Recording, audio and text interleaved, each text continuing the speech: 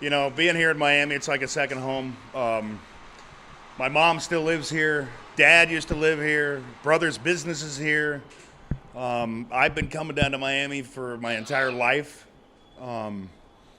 It's an honor. It really is. First and foremost, to see the family and at the same time, be able to come out here and try to draw some fans and ultimately get to be out here in front of some new kids and sign some autographs. At the end of the day, that's what it's all about. It's about trying to set a good example, and hopefully they don't follow my lead in what I did to that kid after I threw the pitch. Well, you checked on him afterwards, so that was a good.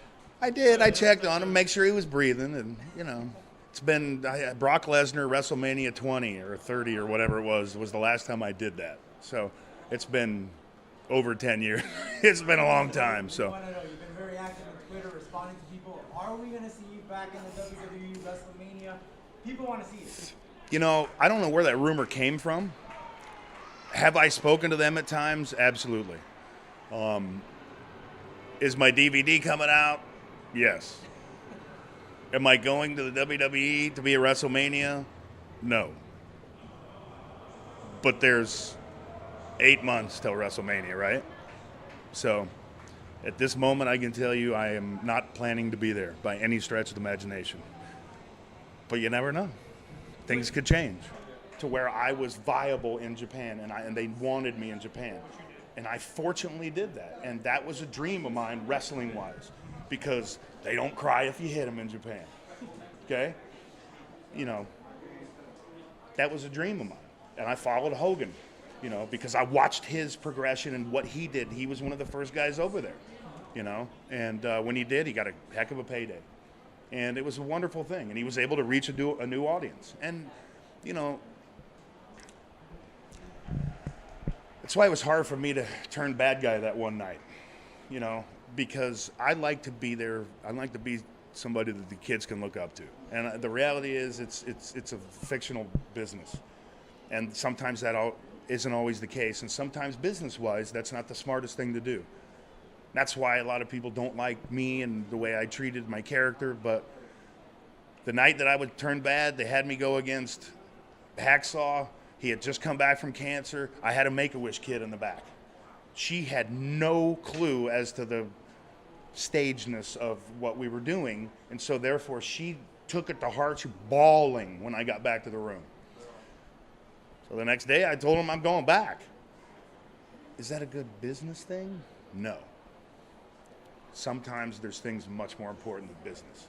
So if I ever leave a legacy, if when I'm gone, and people think about Goldberg and the difference that he made in wrestling, they talk about John Cena and stuff, all the Make-A-Wishes that he's done.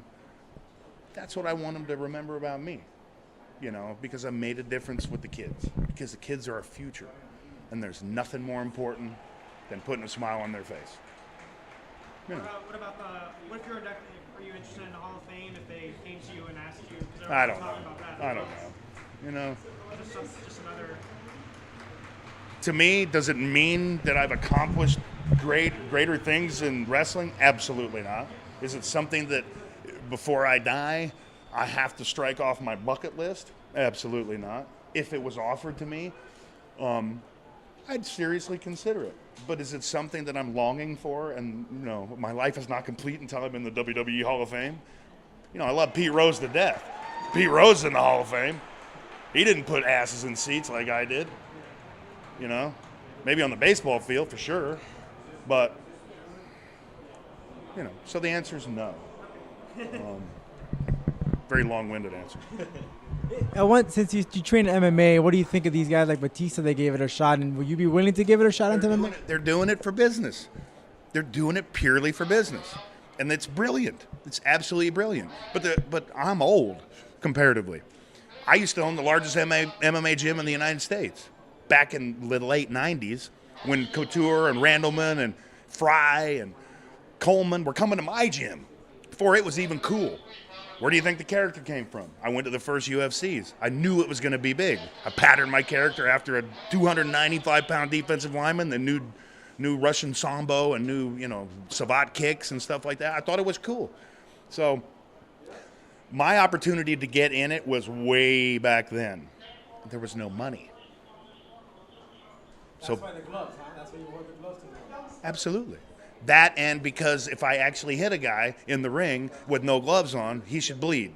Okay? So I thought it's more realistic if I wear gloves and hit him, although gloves cut really easily. I thought that was more realistic. Looking at some of the feuds, which was one of the most interesting you had, or the most fun you had? The most fun? Or the ones you hated, too? You know,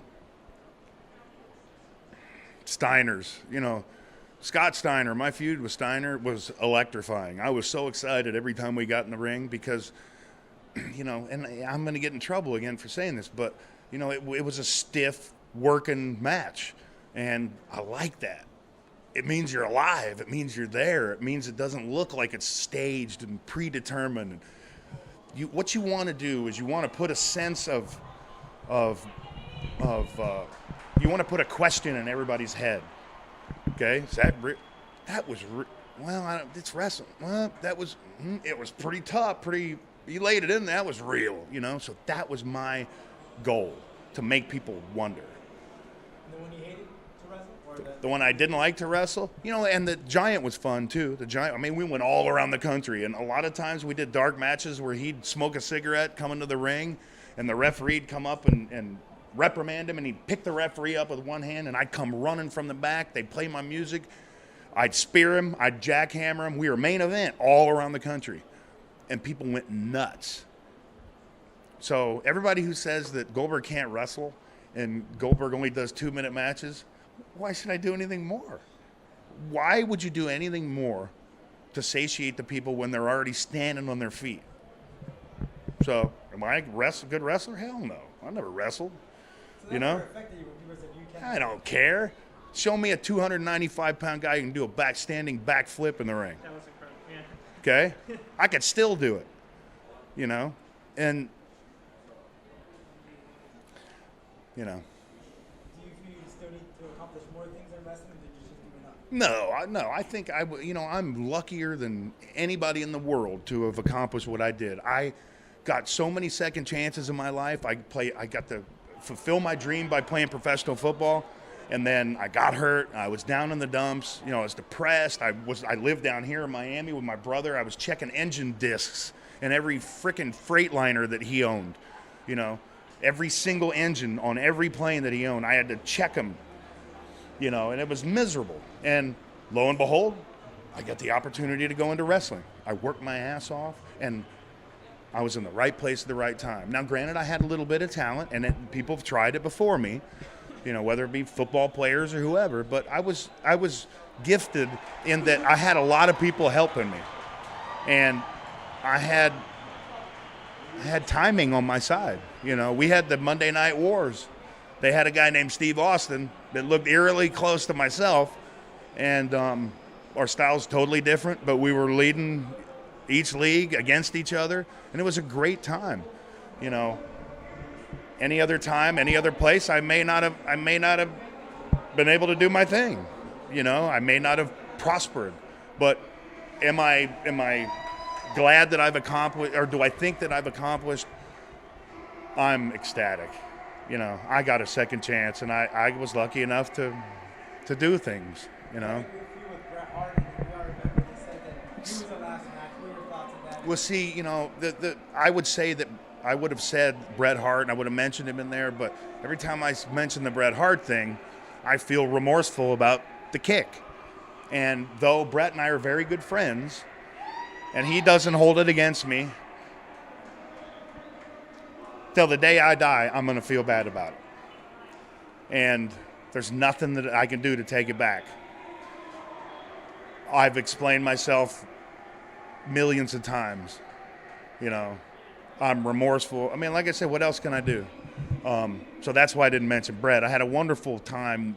Anytime I'm in the ring with a legend like that and have the honor of being there, it's a dream come true. Projects coming up, Bill, anything you can tell us? We got 2 movies on the horizon. I'm not going to mention what they are yet, but follow me on Twitter and you'll know. unless the movies announce it before I do, again. So, that and the car show stuff. I've got 2 new car shows on the slate. Hopefully, a couple networks right now will pick them up. And I actually got a project, hopefully, cross my fingers, one of these days in the future with Austin, maybe. You never know. So that and raising a 7-year-old with my wife and keeping her happy is, the hardest thing I've ever done. But Happy wife, happy life. absolutely. Absolutely. When was the last time you stepped in the ring? Was it in the WWE? Last time I stepped in the ring was in Guyana because I was on a tour with a group of guys that took wrestling to Guyana for the first time in the history. And I went there and just signed autographs.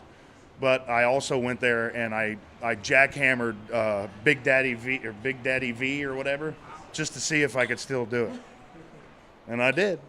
Kinda. It was more of a suplex thing, but I had to do it really quick so nobody got a video of it. And then I videoed it and put it on my YouTube channel. But no, I mean that's the last time I stepped in the ring. It's been years, and it's a nervous kind of scary thing, because when I step in one, I want to do something, and then doing the MMA commentary, it made me want to step in there. Anytime you get into a battle cage like that, man, I look at them all the same. The hair stands up on my back and I'm ready to go to war. For me, it's fun. Joey Beltran trains at the gym. Joey and I started doing combat sambo last week. Okay. I'm 47 years old, man. Why am I doing it? I'm doing it because it's fun. And I'm doing it because my boy's learning too at the same time. So, when you stop learning, you start dying. And there's nobody who knows everything in the martial arts, and so I'm here to learn as much as I can before I can't do it anymore. Thank you, Bill. Thank you. Absolutely my pleasure. Thank you all very, very much.